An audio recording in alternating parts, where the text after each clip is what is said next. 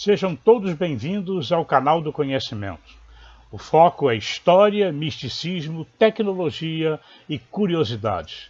Esses assuntos, como já disse e venho dizendo sempre, estão sempre interligados, seja qual for a abordagem. Mas não se esqueçam de inscrever-se no canal, dar o seu like e tocar o sininho. Faça seus comentários, compartilhe. Para quem não me conhece, eu sou Armando Damit e estarei sempre aqui pronto para responder a todos. Este vídeo é o segundo sobre as civilizações americanas. Falaremos hoje sobre a civilização Inca, que assim como a dos astecas, surgiu de várias comunidades indígenas, localizadas próximo aos Andes. O Império Inca foi o maior império da América pré-colombiana, com seu centro administrativo, político e militar na cidade de Cusco. Mas a sua origem surgiu nas terras altas do Peru por volta do século XIII, sendo conquistado pelos espanhóis em 1572. De 1438 a 1533, os Incas incorporaram grande parte do oeste da América do Sul, centrado na Cordilheira dos Andes e suas conquistas através da assimilação pacífica, além de outros métodos que eles utilizavam. O Império anexou parte do Peru, Equador, Bolívia, Argentina, do Chile atual e uma parte da Colômbia, tornando-se um estado comparável aos impérios da Europa e da Ásia. Seu idioma oficial era o Quichua e adoravam Inti, que era uma deidade solar. Os Incas consideravam seu rei o Sapa Inca, que significa filho do sol. O antropólogo Gordon McQueen escreveu que os Incas foram capazes de construir um dos maiores estados imperiais da história humana sem o uso da roda, sem o uso de animais de tração, sem conhecimento de ferro ou aço e até mesmo de um sistema de escrita. As características do Império Inca incluem a sua arquitetura, especialmente a cantaria, sua extensa rede de estradas que atingia todos os cantos do Império, os tecidos sofisticados, o uso de cordas atadas, que eram chamadas de quipu, para a manutenção de registros e comunicação, suas inovações agrícolas e sua organização e gestão imperial. O Império Inca funcionou sem dinheiro e sem mercados, e em contrapartida, a troca de bens e serviços era baseada na reciprocidade entre os indivíduos, entre os grupos e entre os governantes incas. Os impostos eram uma obrigação trabalhista de uma pessoa para com o império. Os governantes incas é que possuíam todos os meios de produção e retribuíam concedendo acesso à terra e bens, fornecendo comida e bebida e também as festas comemorativas. Os Incas se referiam ao império como Tahuantinsuyo, traduzindo os quatro Suyo. O Quichua Tawa é quatro e o sufixo Intin, grupo. Logo era entendido como um conjunto de quatro coisas juntas. Os Suyos eram entendidos também como sendo regiões ou províncias e que se encontravam na capital. Os quatro Suyos eram Chinchaysuyo, ao norte, Antisuyo, leste, incluindo a selva amazônica, Curlaysuyo, no sul, e Kuntisuyo, a oeste. O termo Inca significa governante ou senhor, em Quichua, e era usado e se referia à classe dominante ou então à família governante. Os Incas, em si, eram uma porcentagem pequena da população total do império. Era cerca de 15 mil a 40 mil indivíduos, mas governavam a população de mais de 10 milhões de pessoas. Os espanhóis traduziram o termo Inca para se referir a todos os súditos do império, ao invés de simplesmente falarem da classe dominante. Assim, o Império Inca se referia à nação que eles encontraram e conquistaram. Podemos afirmar que o Império Inca foi durante muito tempo considerado pelos estudiosos como intocado, ou seja, uma civilização indígena e não derivada de outras civilizações. Antes do Império Inca, ele foi precedido por dois impérios. O Tiwanaku, que foi de 300 a 1100, que ficava no lago Titicaca, e o Tiwanaku-Huari, de 600 a 1100, que ficava perto da cidade de Ayacucho, e que ocuparam a cidade de Cusco por cerca de 400 anos. Daqui para frente, a origem do povo Inca se prende a muitas histórias contadas, e com origem no século XII. O povo Inca era uma tribo pastoral na região de Cusco e conta a história oral peruana da origem de três cavernas.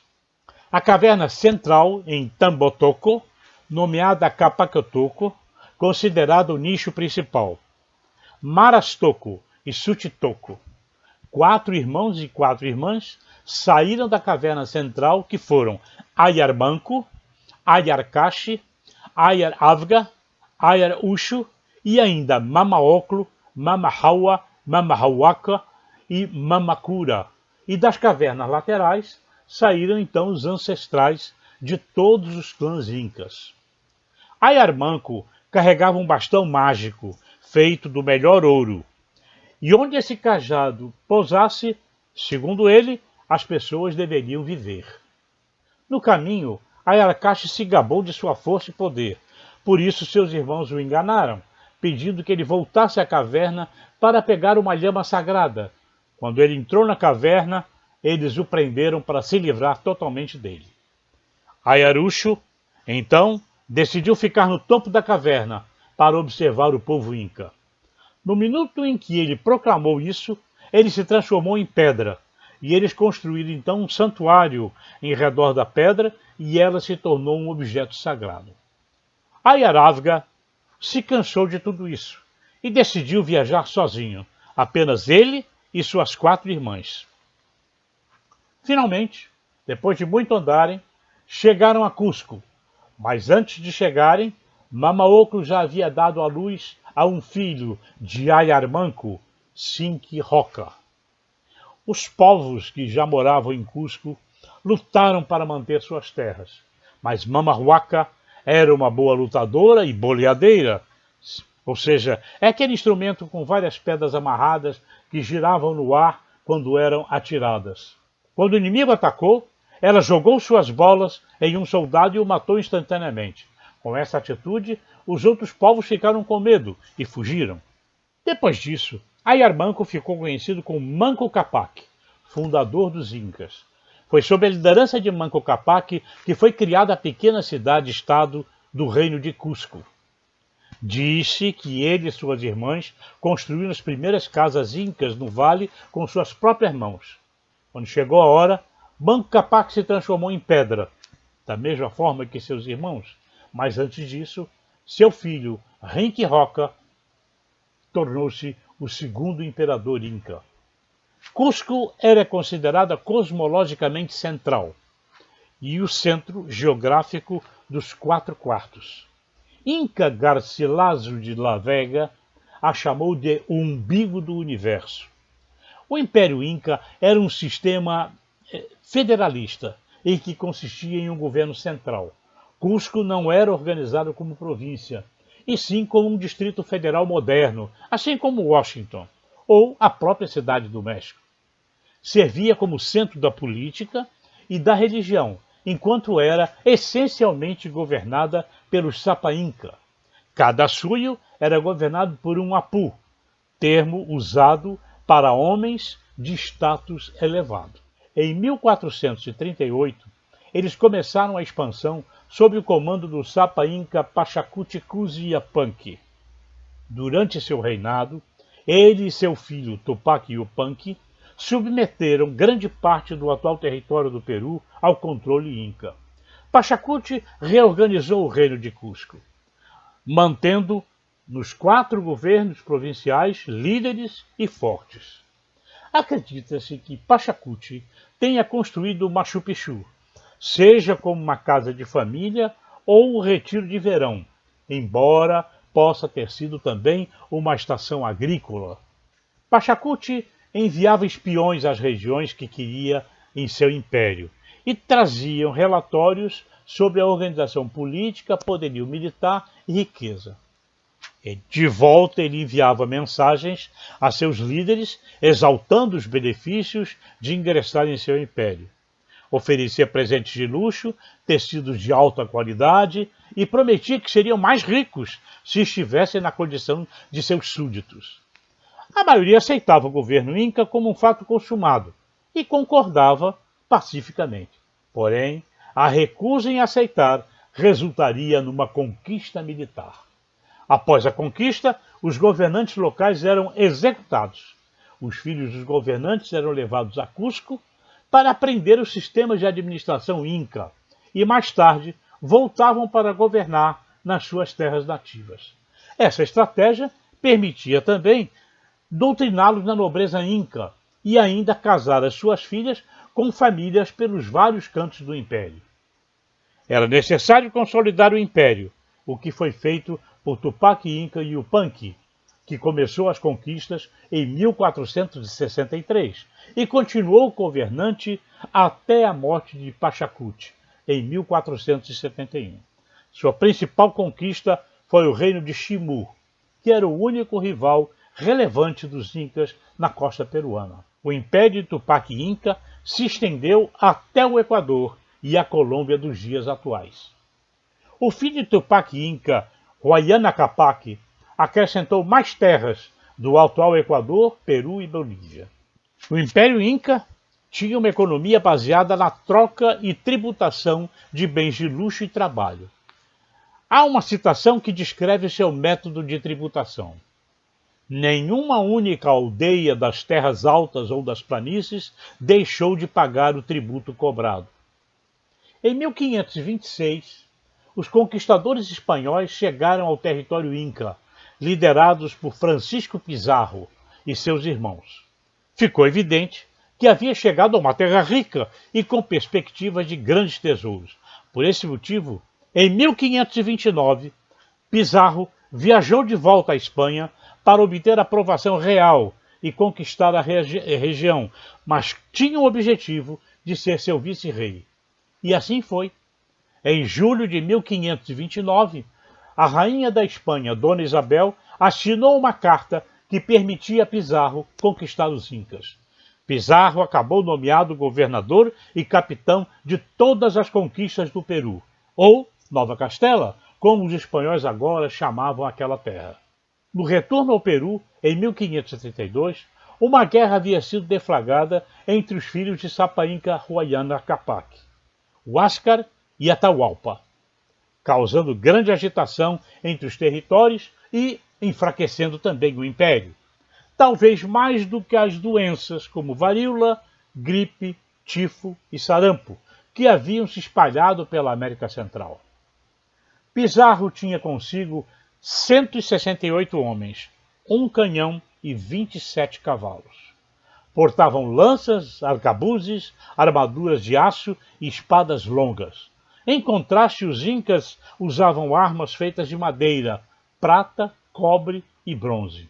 E usavam uma armadura de fibra de alpaca, e que os colocava em desvantagem tecnológica, porque nenhuma de suas armas poderiam perfurar a armadura de aço espanhola. Uma curiosidade é que os incas desconheciam os cavalos e se assustaram com a cavalaria. Os cavalos eram estranhos para os incas, e isso contribuiu para o não desenvolvimento de táticas de lutar contra a cavalaria.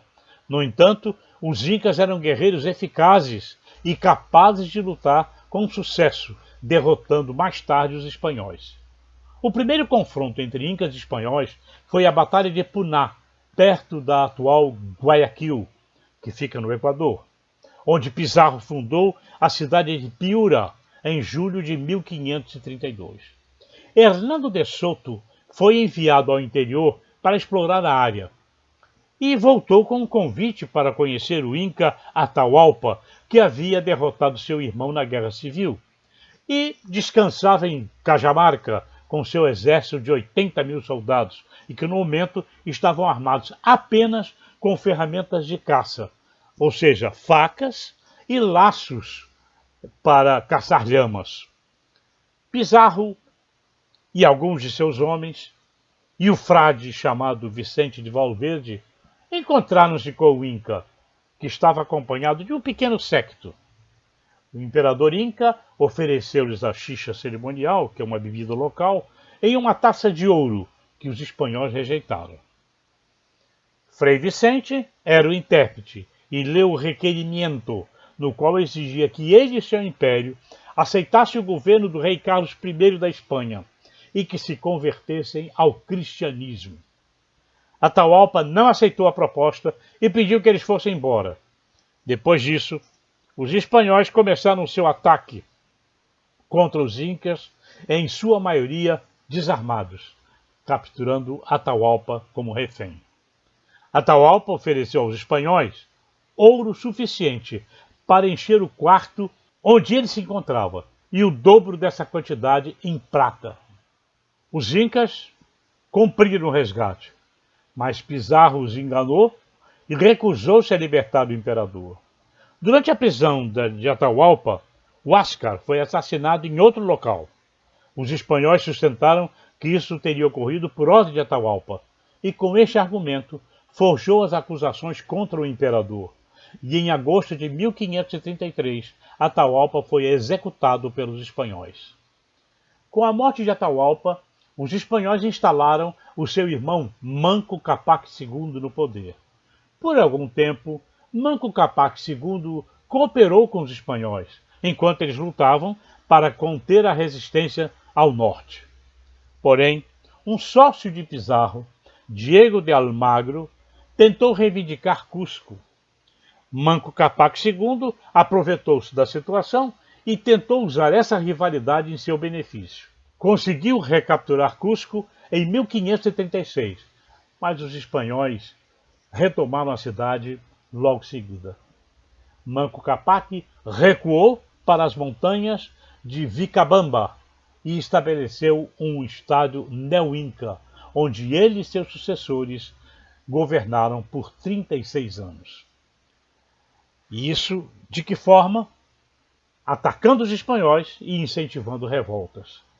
Em 1572, a última fortaleza inca foi conquistada, e o último governante, Tupac Amaru, filho de Manco Cápac II, foi capturado e executado.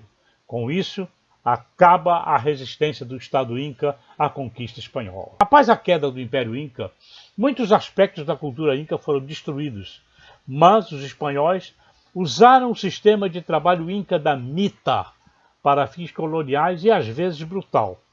Mita era quando o sujeito era mandado às minas de prata ou de ouro e ali ficavam trabalhando como se fossem escravos. Um membro de cada família era forçado a trabalhar nas minas de ouro e prata. Quando um membro da família morria, o que geralmente acontecia dentro de 1 ou 2 anos, a família era obrigada a enviar um substituto. Cusco era a antiga capital do Império Inca e mais tarde foi classificada como Patrimônio Mundial pela Unesco. A maioria das estimativas populacionais estão na faixa de 6 a 14 milhões, apesar dos incas manterem excelentes registros censitários usando seus quipos, mas o conhecimento de como lê-los foi perdido, se desintegraram com o tempo ou destruído pelos próprios espanhóis. O império era a mistura de diversas línguas. As mais importantes eram Quichua, Aimará, Puquina e Muxixa, além de outras mais, e as numerosas línguas amazônicas que existiam na região da fronteira. Quichua não se originou com os incas, não era uma língua nativa ou original dos incas. O comércio espalhou o Quichua em direção a Cajamarca e o Equador, e era provavelmente a língua oficial do antigo Império Huari. No entanto, os incas deixaram um legado linguístico, introduzindo o Quichua em muitas áreas, tanto que é amplamente falado hoje, incluindo Equador, Bolívia, Colômbia e grande parte da Amazônia. Os incas não eram conhecidos por desenvolver uma forma escrita de linguagem, mas eles gravavam as narrativas visuais por meio de pinturas em vasos e xícaras. Essas misturas eram acompanhadas por padrões geométricos, que também são encontrados em tecidos. As altas taxas de mortalidade infantil fez com que a maioria das famílias não investisse muito em seus filhos até a idade de 2 ou 3 anos. Porém, quando a criança atingia a idade de 3 anos, ocorria uma cerimônia chamada de maioridade, chamada de Ruto-Shikui. Essa cerimônia indicava que a criança havia entrado no estado de ignorância. Durante essa cerimônia, a família convidava todos os parentes para a sua casa, para comer e dançar, e cada membro da família recebia uma mecha de cabelo da criança. Essa fase da vida era considerada fase da ignorância. Inexperiência e falta de razão era uma condição que a criança superaria com o tempo. O próximo ritual era a maturidade, quando a criança deveria aprender os papéis associados ao seu gênero. Ao contrário da cerimônia da maioridade, a celebração da maturidade significava a potência sexual da criança. Era a celebração da puberdade, chamada de Varashikui para os meninos e Kikushikui para as meninas. A cerimônia para os meninos incluía dança, jejum, tarefas para demonstrar força e cerimônias familiares, além de receber roupas novas e ser ensinado a agir como um homem solteiro. Quanto às meninas, era o início da menstruação. A menina iria para a floresta sozinha e voltaria apenas quando o sangramento terminasse. Na floresta, ela jejuava, e quando retornava, a menina recebia um novo nome, roupas de adulto e conselhos. Esse estágio de loucura da vida era o período em que os jovens adultos podiam fazer sexo, mas não podiam ter filhos. Entre 20 e 30 anos, as pessoas eram consideradas jovens adultos, maduros para reflexão e trabalho sério. Deveriam manter seu status de jovens, morando em casa e ajudando na comunidade. Só atingiriam a maturidade total e a independência depois de casados. A idade do casamento era diferente para homens e mulheres. Os homens se casavam aos 20 anos e as mulheres se casavam aos 16 anos. Os homens de alta posição social podiam ter várias esposas, mas os que ocupavam posições inferiores só podiam ter uma esposa. Os casamentos eram com um acordo comercial.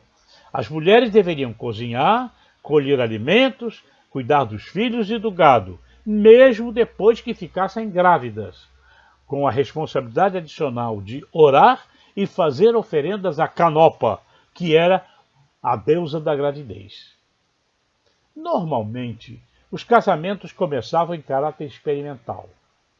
Se o homem sentisse que não dava certo, ou se a mulher quisesse voltar para a casa dos pais, o casamento estaria acabado.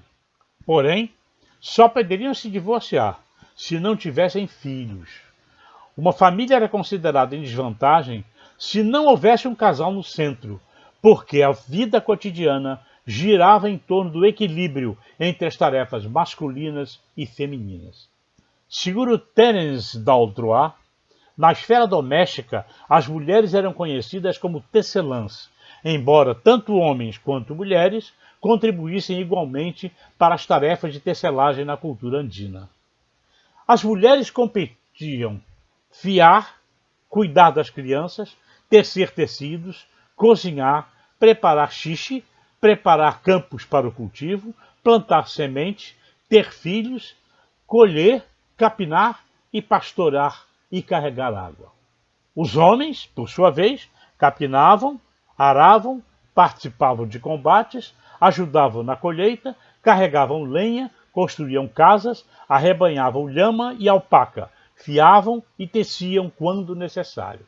Às vezes as mulheres eram autorizadas a possuir terras e rebanhos, porque a herança era transmitida pelo lado materno quanto paterno. As mulheres ascendiam das mulheres e os homens ascendiam dos homens.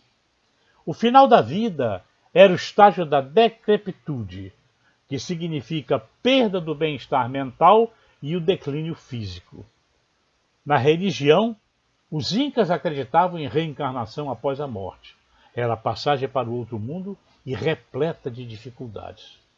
O espírito dos mortos era Camaquém, que precisaria seguir um longo caminho e durante a viagem era necessário a ajuda de um cachorro preto que enxergava no escuro.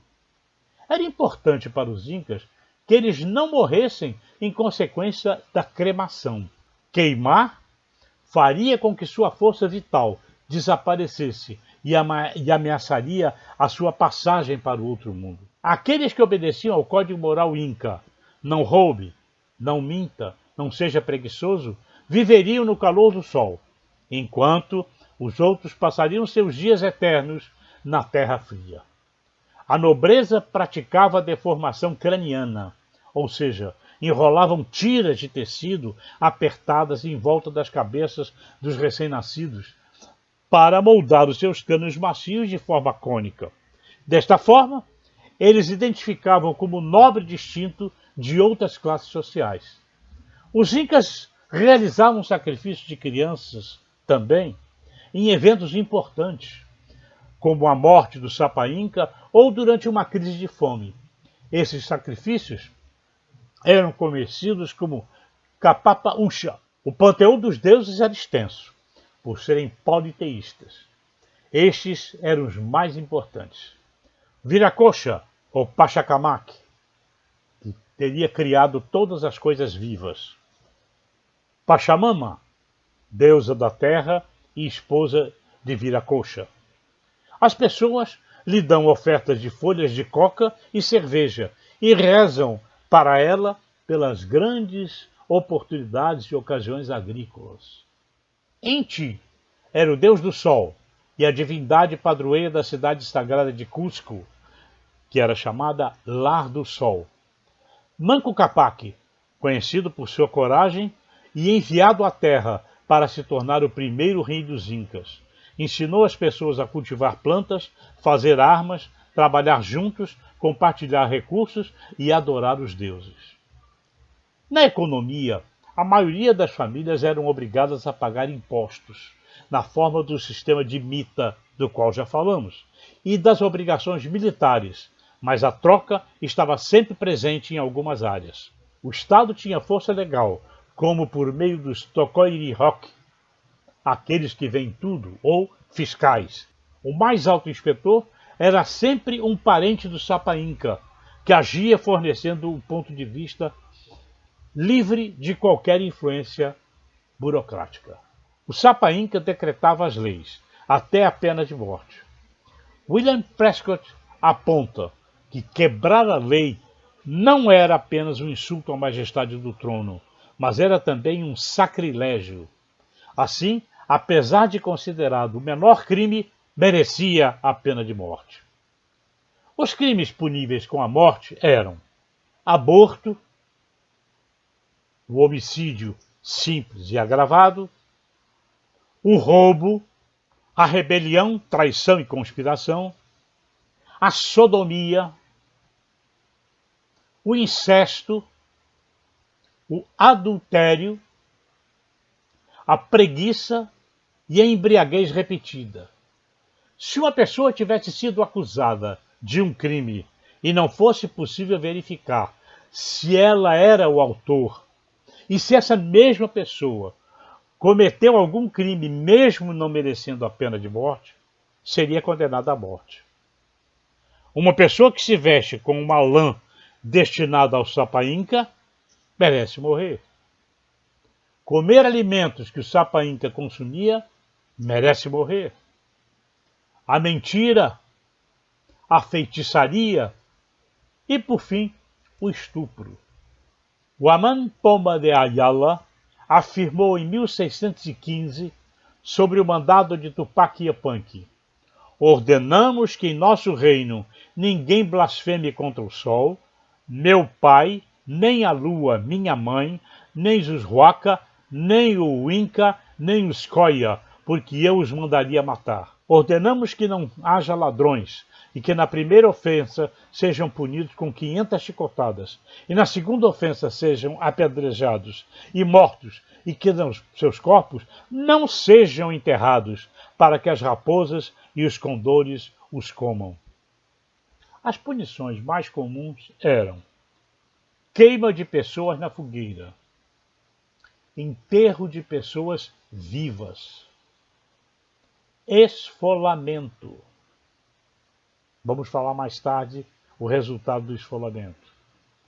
Forca, apedrejamento, desmembramento, empalamento. Fazer uma pessoa comer pimenta até sufocar. Cortar a mão, especialmente a direita. Quebrar as pernas, punição aplicada principalmente aos mensageiros oficiais. Flagelação. E, por último, banimentos. As punições eram aplicadas com o objetivo de causar medo e aplicadas à vista do povo. A maior punição, diz Guamán Poma de Ayala, foi executada nas prisões dos Incas. Zancai era a prisão perpétua, que era para traidores, para quem cometeu crimes graves. Era uma abóbada sobre a superfície muito escura, onde se criavam cobras, leões, pumas, tigres, ursos e raposas. Esses animais eram usados para punir os criminosos, traidores, mentirosos, ladrões, adúlteros, bruxas, murmuradoras contra o Inca, quer dizer, fofoqueiros. Eles eram colocados na prisão para serem comidos vivos. Onde morava o Sapa Inca, havia tambores feitos com as peles dos principais traidores rebeldes. Lembrem-se do esfolamento? O tambor era de corpo inteiro, parecia vivo, e o tambor era a barriga, e com os outros rebeldes faziam da cabeça taças para beber xixa, flautas dos ossos e gargantilhas dos dentes e dos molares. O Sapa Inca era conceituado como divino e era o chefe da religião oficial. O Vilak Umu, ou sacerdote, era o segundo depois do imperador. O Sapa Inca reivindicava a descendência de Inti, que valorizava muito o sangue imperial. No final do império era comum casar-se incestuosamente com um irmão e uma irmã. Ou seja, o incesto só era permitido na nobreza. O imperador era filho do Sol, e o seu povo Inti-Xurin, ou Filhos do Sol. Ainda abaixo do Sapa Inca também estava sentado o Incap Rantin, que era um confidente e assistente do Sapa Inca, mais ou menos um primeiro-ministro. Somente a partir do reinado do Tupac Yupanqui foi criado um conselho do reino, composto por 16 nobres, 2 de Hanakuski, 2 de Urinkuski, 4 de Chinchasuyo, 2 de Kuntisuyo, 4 de Colasuyo e 2 de Antisuyo. A arquitetura foi a mais importante das artes incas. O exemplo mais notável é Machu Picchu, que foi construída pelos engenheiros incas. As principais estruturas incas eram feitas de blocos de pedra, que se encaixavam tão bem que uma faca não passava pela alvenaria. Essas construções sobreviveram por séculos, sem uso da argamassa para sustentá-las. O ajuste apertado e a concavidade das rochas mais baixas as tornavam extraordinariamente estáveis, apesar do desafio contínuo de terremotos e atividade vulcânica. Francisco Pizarro informou a coroa espanhola todo entusiasmado: podemos assegurar a Vossa Majestade que é tão bonito e tem edifícios tão sofisticados que seria notável na Espanha. As medidas físicas eram usadas pelos incas baseando-se em partes do corpo humano. Essas unidades incluíam os dedos, a distância do polegar ao indicador, palmos, côvados e a envergadura. Os calendários incas estavam fortemente ligados à astronomia. Os astrônomos incas entendiam os equinócios e os solstícios, e as passagens do zênite, incluindo o ciclo de Vênus, porém não podiam prever os eclipses. O calendário inca era lunisolar, porque dois calendários eram mantidos em paralelo, um solar e outro lunar, com 12 meses lunares, ficando 11 dias aquém de um ano solar completo de 365 dias. Então eles tinham que ajustá-lo a cada solstício de inverno. Os dias da semana não eram nomeados e os dias não eram agrupados em semanas. Da mesma forma, os meses também não eram agrupados em estações. O tempo durante o dia não era medido em horas e minutos, mas sim em termos de distância percorrida pelo Sol, ou quanto tempo se levava para realizar uma tarefa. A administração, calendários e engenharias incas exigia facilidade com os números. As informações numéricas eram armazenadas nos nós das cordas dos quipos, já comentado, permitindo assim o armazenamento de grandes números. Esses números armazenados em quipo podem ser calculados em iupanas, que eram grades com quadrados de valores matemáticos que variavam de posição, talvez funcionando como um ábaco. O cálculo era facilitado movendo pilhas de fichas, sementes ou seixos, pedras, entre os vários compartimentos da iupana. Funcionários eram designados para realizar as tarefas relacionadas à contabilidade, para fins agrícolas. Eram chamados livros contábeis agrícolas, mantidos pelo contador ou pelo depositário. E isso facilitaria o fechamento dos livros contábeis.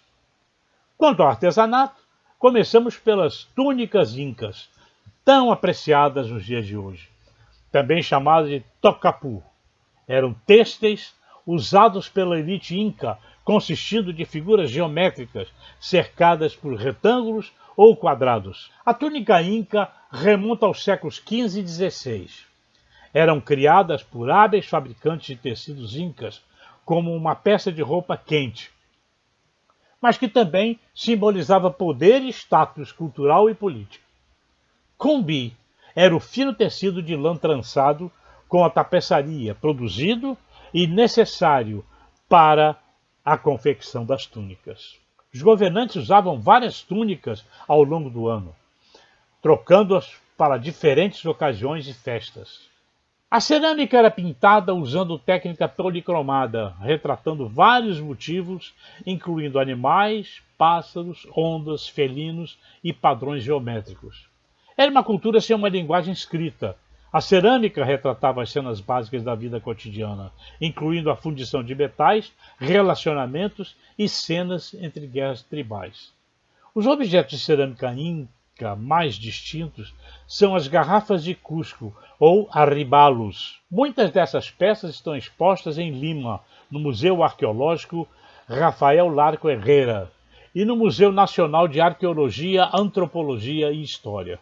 Também, pequenas estatuetas de pedra ou conopas, de lhamas e alpacas, eram as de fins de rituais, mais comuns usadas nas terras altas do Peru e da Bolívia. Esses objetos devocionais eram enterrados nos currais dos animais para trazer proteção e prosperidade aos seus donos e fertilidade aos rebanhos. As cavidades cilíndricas em suas costas eram preenchidas com oferendas aos deuses na forma de uma mistura, incluindo gordura animal, folhas de coca, grãos de milho e conchas do mar.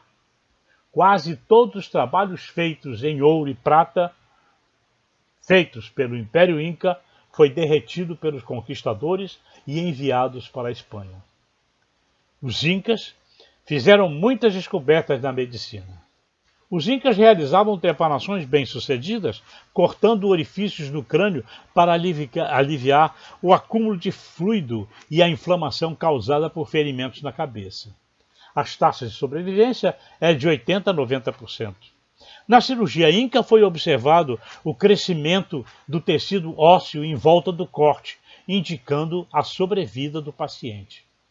Os incas reverenciavam a planta da coca como sagrada e mágica. Suas folhas eram usadas em quantidades moderadas para diminuir a fome e a dor durante o trabalho, mas eram usadas principalmente para fins religiosos e de saúde. Os chasqui eram mensageiros que percorriam o império para entregar as mensagens, mas mascavam folhas de coca para obter energia extra. A folha de coca também era usada como anestésico durante as cirurgias. Os incas não tinham ferro ou aço, e suas armas não eram muito mais eficazes do que as de seus oponentes. Então eles frequentemente derrotavam os inimigos pela simples força dos números, ou então convencendo-os a se renderem, oferecendo condições generosas. O armamento inca incluía lanças de madeira lançadas através de propulsores, flechas, lanças, estilingues, bolas e massas com cabeças em forma de estrela de cobre ou bronze. Jogar pedras colina abaixo sobre o inimigo era uma estratégia comum. Aproveitava-se do terreno montanhoso. A armadura inca incluía capacetes feitos de madeira, cana ou pele de animal, revestidos de cobre ou bronze, e alguns adornados com penas.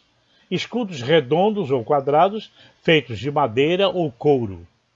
Túnicas de pano acolchoadas com algodão e pequenas pranchas de madeira para proteger a coluna. Peitorais de metal cerimoniais de cobre, prata e ouro. Foram encontrados em cemitérios, alguns dos quais podem ter sido usados em batalhas. Mesmo assim, o exército inca era o mais poderoso na época, porque qualquer aldeão ou fazendeiro comum podia ser recrutado como soldado como parte do sistema mito de serviço público obrigatório. As estradas permitiam um movimento rápido a pé para o exército inca, e abrigos chamados tambo e silos de armazenamento chamados kulkas eram construídos a um dia de distância um do outro, para que um exército em campanha pudesse sempre se alimentar e descansar. Isso pode ser visto em nomes de ruínas como Ollantay Tambo ou Armazém do Meu Senhor. Eles eram montados para que o imperador e a sua comitiva, sempre que estivessem viajando, encontrassem suprimentos para abrigo e prontos durante a sua viagem. Crônicas e referências dos séculos XVI e XVII corroboram a ideia de um estandarte. No entanto, ele representava o imperador, não o império. Um livro de bandeiras do mundo, de 1917, diz que o imperador inca tinha o direito de exibir o padrão real do arco-íris em suas campanhas militares. A cidade de Cusco ostenta a bandeira do arco-íris, mas como uma bandeira oficial da cidade. O presidente peruano Alejandro Toledo, que governou de 2001 a 2006, hasteava a bandeira do arco-íris no Palácio Presidencial de Lima. No entanto, de acordo com a historiografia peruana, o Império Inca nunca teve uma bandeira. A historiadora peruana Maria Rostvorovsky disse: "Aposto minha vida, os incas nunca tiveram essa bandeira. Ela nunca existiu, porque nenhum cronista a mencionou." Além disso, para o jornal peruano El Comércio, a bandeira data das primeiras décadas do século XX e até o Congresso da República do Peru determinou que a bandeira era falsa. Com essas últimas afirmações, chegamos ao final deste vídeo. Eu espero que tenha conseguido levar até vocês um pouco da cultura inca, de como viveram, mas muito difícil de ser compilada e historiada. Mas os trabalhos continuam e a cada dia há sempre uma nova descoberta.